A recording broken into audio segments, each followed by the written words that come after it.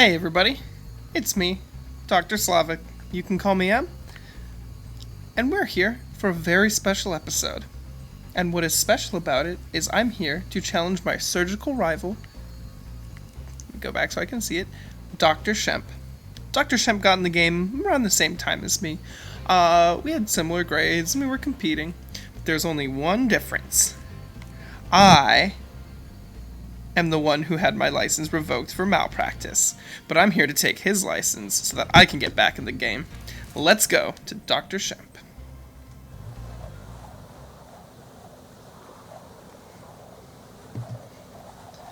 I've come up with very stupid intros, but I don't usually have the energy to back them up, so I feel like they just come off as kind of weird and surreal. Oh, I forgot. This is the Eclipse level. God. That rules.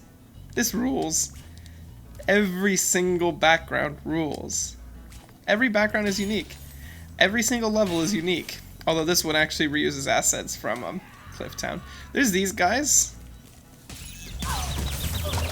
You don't have to fight them, really.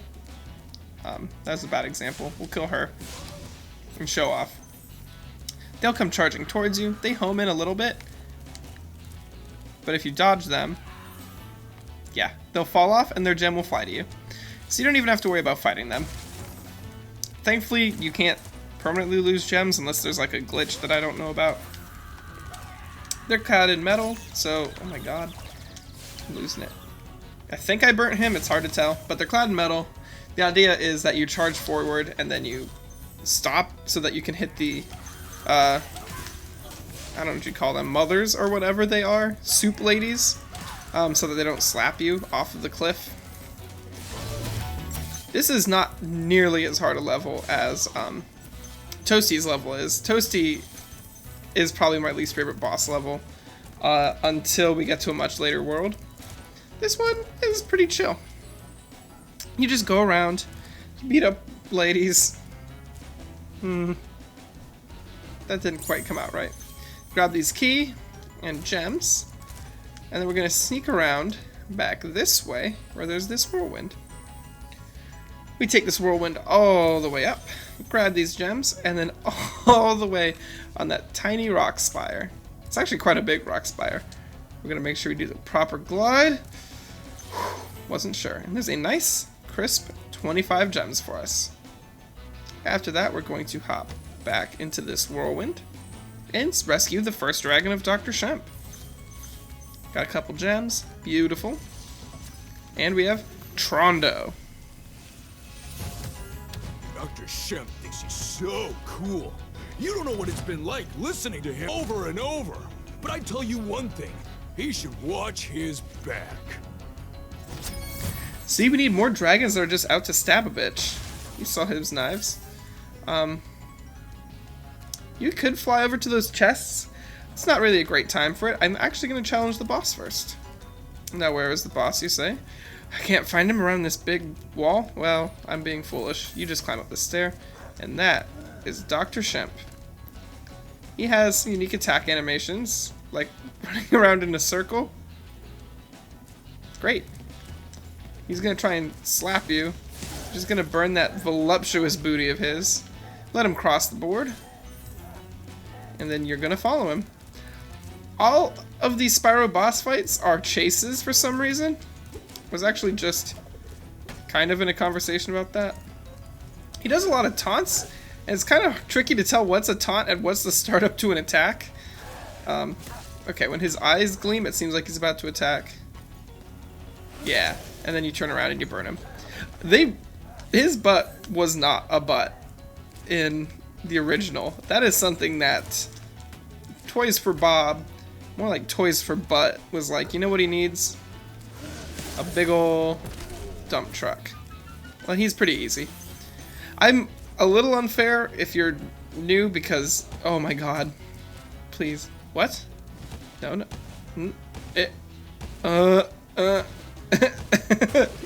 Okay. Cool.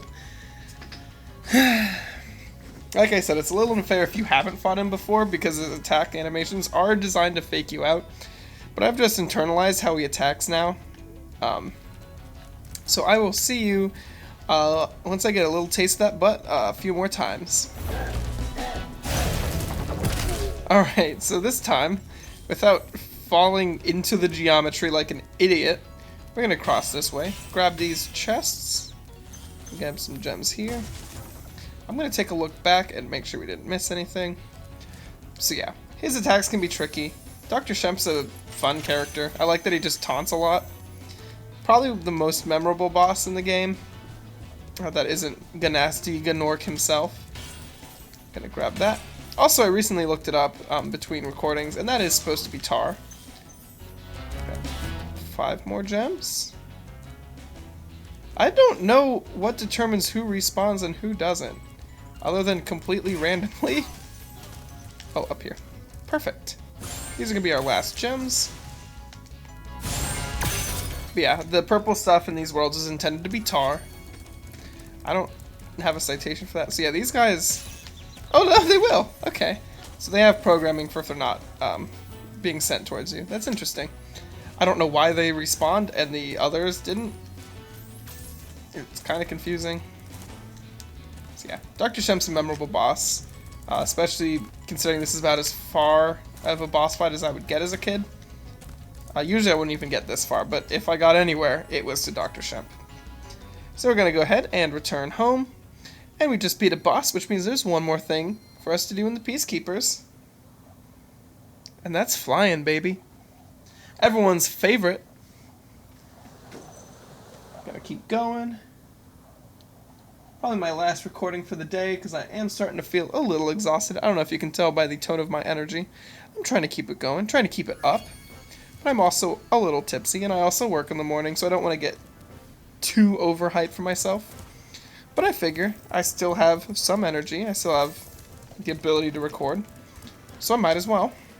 I am terrified that I'm going to lose the ability to record all of a sudden, because that's what happened with Super Monkey Ball 2, and I really don't want this to be a 6-year Let's Play again. That would be preferable for anything but that. If you remember this, we blasted that open a couple episodes ago. Finally get to come up here to Night Flight. Let's go. Nope.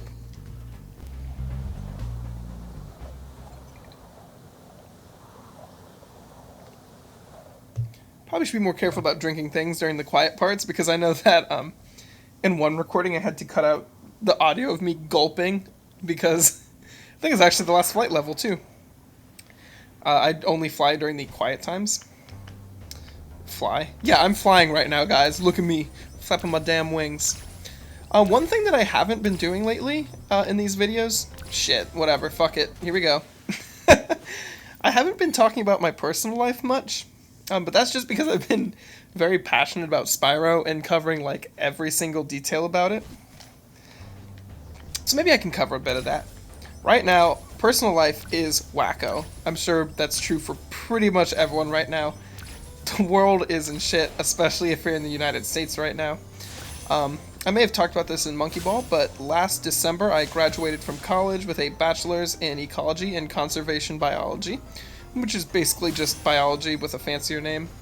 I can do things like go into research or go into school again. No thanks. Park ranger is something you can get with a bachelor's in that, which would be fun. Whee! Woo! So you can see sort of what happens when you're flying down. Night Flight I really like the aesthetic of. You got like that big old crescent moon. Beautiful electrical arches. So yeah. So I graduated college and everything was good. And then 2020 happened. I'm currently in my old apartment. I will be moving in with my partner at some point. It's kind of ambiguous. We're looking for a place right now. But it's tricky between finding a job in a city where there's hiring freezes and finding a... Ooh, no! Finding a house or an apartment to live in right now. It's all very difficult to do when the world is shut down. I'll be fine. I have a job right now, so I'm working. I don't have the freedom and the relaxation that I would like of being in quarantine. I get stressed out that I have to go outside constantly, especially in the United States where it's such a problem. Oh my god. Grab that. So yeah, my life right now is just sort of a little on hold, so I'm trying to focus more on the creative stuff. Even though I still have to balance that with like a full work week. It can be exhausting. So having a little recreation is fun. And it keeps things lighthearted for me. Other things that are happening in my life are not much. Right now I don't have many plans to go back to school because I do not have the financial ability and I cannot put myself in more debt for that. I'm looking to try and get into theater maybe for a bit when we move to a city. I'm a big fan of theater. As you can see, that fairy back there was holding up an arrow sign to tell us that we have to go this way. If you're like me and you tried to go the wrong way, despite the fact that I just went a different way, it's fine. So yeah, right now I guess, come on, let me play. I'm just trying to focus on the creative stuff. I'm sort of dabbling between a lot of different writing things and drawing, video creation. I want to find the one thing that really, really speaks to me and just nail that and get super good at it. Right now I'm obviously trying Let's Play again. I guess it's not really again. It's been a long continuous, nope, go down. A long continuous process. But yeah. So that's where my life sort of is. On hold, but safe. I'm good. Stressed. But at least I can create things. So as you can see, the levels, I maybe talked the flight levels down a little too much. They are tricky, but I never got frustrated with them. I hope I didn't miss a chest. I guess I just sort of, because I never had those frustrations with the flight levels, I never considered them as being difficult. But yeah, I'm obviously getting my ass kicked by this one. The lighthouses are tricky. I think this one's a lot more fair than the last one because the stupid planes in the first flight level just go all over the place and trying to line up with them is annoying and can kill your run through. Here you just have to be more on top of it. Try and keep your time above 10 seconds because that sound is annoying. Alright, we should be good if we just hug the wall, hit these lighthouses and light them up. Also, I was wrong, they don't all have vehicles, obviously, because this one does not have a vehicle in it. And this is sort of me showing you, like, yeah, there's an intended path, and if you don't follow that path, you're not gonna have a great time. Okay, we hit that one, and we come down, and ooh, 0.8 seconds. I could have done that a little better, but you see, you're intended to do perfectly. And I love that they give you a retry option, like anyone cares about their record time on this. We're gonna quit, and we're gonna leave. We're actually pretty young into the recording currently, so I'm going to head us into the next world, which is actually what I tried to do at the end of the Artisans, and then my balloon had to install. So I get to show off a little continuous stream right now. Spyro looks really weird colored in that lighting. Look at him. Looks very blue. I love that they get spooked. Get out of here. Alright, get to cross here, and talk to our friend the balloonist. Over here. I can't believe how fast you found so much stolen treasure. Hop aboard for the Magic Crafters world if you're ready. I am ready. Magic Crafters is where the Spyro game, starts to really take off and get... Did that balloon just move? No, I'm just crazy. What am I trying to say? The Magic Crafters world is the first, as you might expect, really magical world in the game. And they start to have a lot more fun with level design, especially in the remake character design. The music is iconic from the Magic Crafters. There's a lot to love about Magic Crafters. I used to play around when I was a kid in the Magic Crafters overworld a lot because it's a very fun one to just run around in. And I also didn't get to play around in the later ones because I wasn't very good at the game. We're going to hop off. This is one of those levels where you can see the end of it. We can see the balloonist right there. There's also a more linear homeworld than the others are. We're going to pass through here over this mystical water. Do not step in it. It will eat your toes. And we've got an annoying... I'm pretty sure they made him way easier in the Reignited, But in the original, that thief is the worst. He comes around here and he will jump up that cliff. Then you have to leave, and then he'll come back down. And you have to chase him again. I think they just made him easier to get, and I can appreciate that. We have these druids, I believe they are. They're metal coated. If I show you, can't burn them. You never really think of wizards wearing metal, or druids, I guess, wearing metal. Especially not druids wearing metal, but it's Spyro, so. They make a very satisfying sound when they die.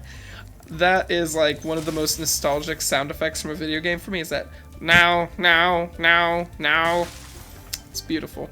And I'm glad they retained that in the remake. We talk to our first dragon, Cosmos. Welcome to Magic Crafters. I want you to release the dragons, reclaim our treasure, and recover the eggs from those pesky blue thieves. So Magic Crafters demands a lot of you. You have to get dragons, you have to get treasure, and you have to get eggs. As far as I know, it's the only world in the game that to progress you need more than one item, more than one collectible. These guys rule. These wizards are one of my favorite enemies in the game. They don't attack you directly, they just do stuff like that. They change the terrain, and then they laugh at you, and I love it. So, what can you do? I think this is my time to shine with these little metal spinny things. That's where I was talking about how it gets so cool, because it's your projectile. Spyro's projectile. You can also charge if you want to be boring and just run fast enough to get on those, but this is way more fun. The Laffy guys have a little bit of funny programming, and I'm glad they retained it in the Reignited because it's super charming, and it makes them even more memorable, and we'll see that in just a second. Up this hill we have yet another egg thief, the first time we've seen multiple in a world, and he is right bastardly. He is a fast one. Thankfully you can get in the middle of his path and you can try and head him off that way. If you get too far though, like that, he'll start running the other direction. So you can't really interrupt him as much. I said that you could cut him off a little easier by running in the middle, but it doesn't seem to be happening. So maybe, there we go. Fell off the cliff too. Eat shit. Alright, over here, a metal plated enemy against water. It's always very fun. Grab these sheep. I think those sounded like sheep. I should know what every fodder in this game is, damn it. I'm claiming to be an expert and I don't even know what the fodder is on every single level. Alright, over here, like I said, we saw that guy earlier. He's gonna lift that wall. And he's just gonna laugh at us. I love that. They will laugh at you even if they're wrong. They're so fun. Anyways, goodbye. Over here we've got that. Nope. Grab that gem, and we head back up. So yeah, the Magic Crafters world kind of rules. It's very pretty to look at. There's snow on the ground, grass, all these sheer mountain tops. Fun enemies that are very different from the Norks that we've been seeing. Because this is the first overworld where we don't have Norks as the enemy. We have these funky wizards. And let's talk to Xantor. When you see arrows like these, you can charge along with them to begin a supercharge. Supercharge? Excellent! Go ahead, try it. So what Xantor is telling us is about these arrows on the ground, which look a lot more organic than they did in the original. But before we do that, we're going to come down here, take on these druids, and as you can see, that wall just got put up. And this is not one of the walls that we are fast enough to get through. So what do? We supercharge. We're going to hop up on top of here and ram right through these. Supercharge lets you run faster, lets you run stronger so you can break through things like lockboxes. Not the ones that have keys, but the ones that you have to explode. And they stack on each other, as we'll see later on. They're just a fun way to navigate. They're a little chaotic, kind of like the Mach speed from...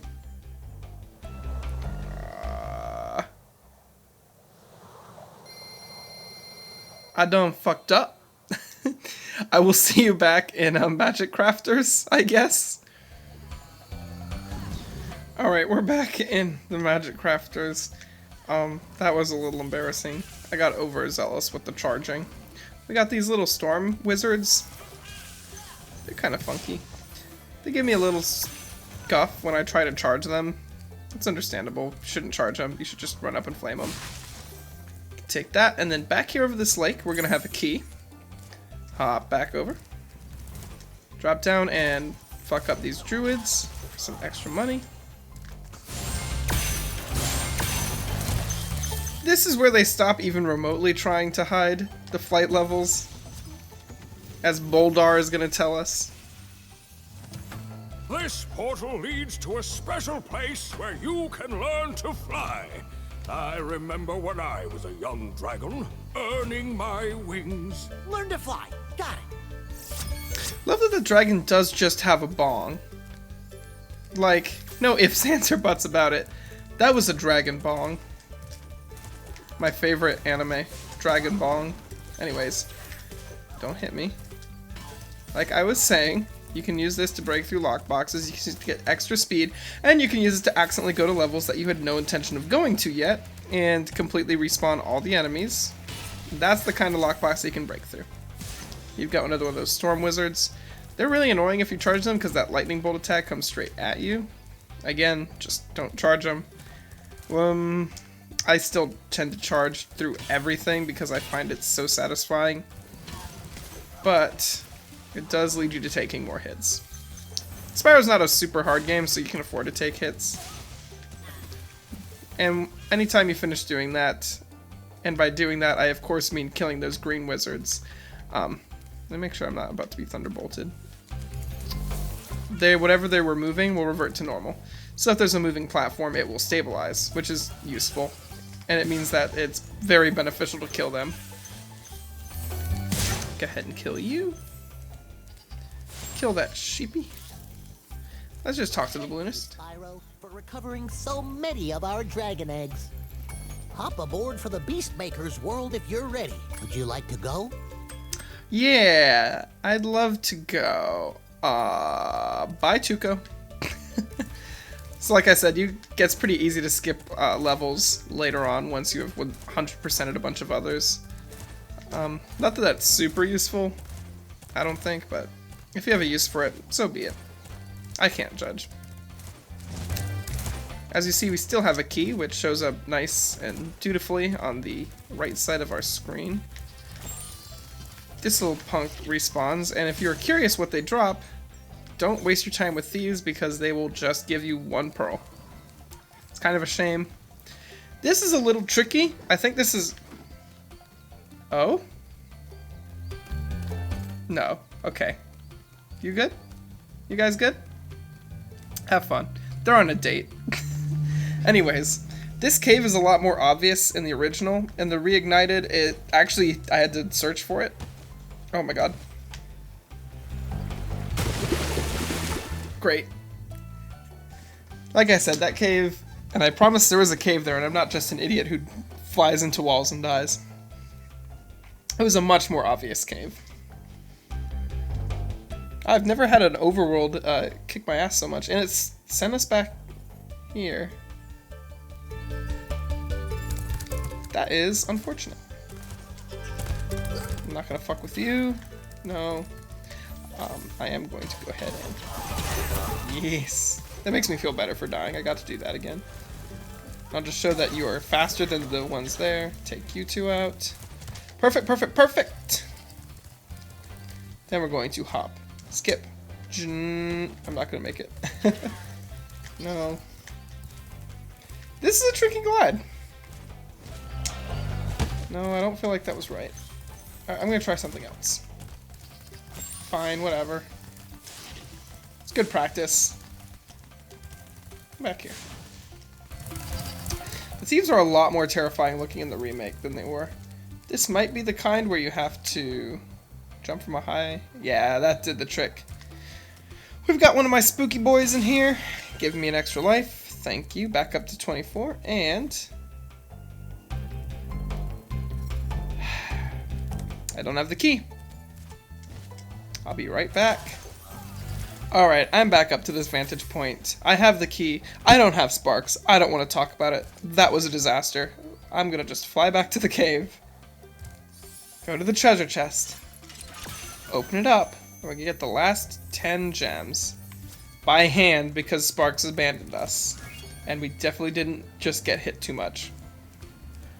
Alright, after this semi-disastrous episode, on the next episode, we are going to go to the first level in the Magic Crafters world, which is Alpine Ridge. Thank you for watching. If you get a chance, I'd love a like, comment, subscribe, whatever you can afford. I know economy is hard. And I will see you next time. Bye-bye.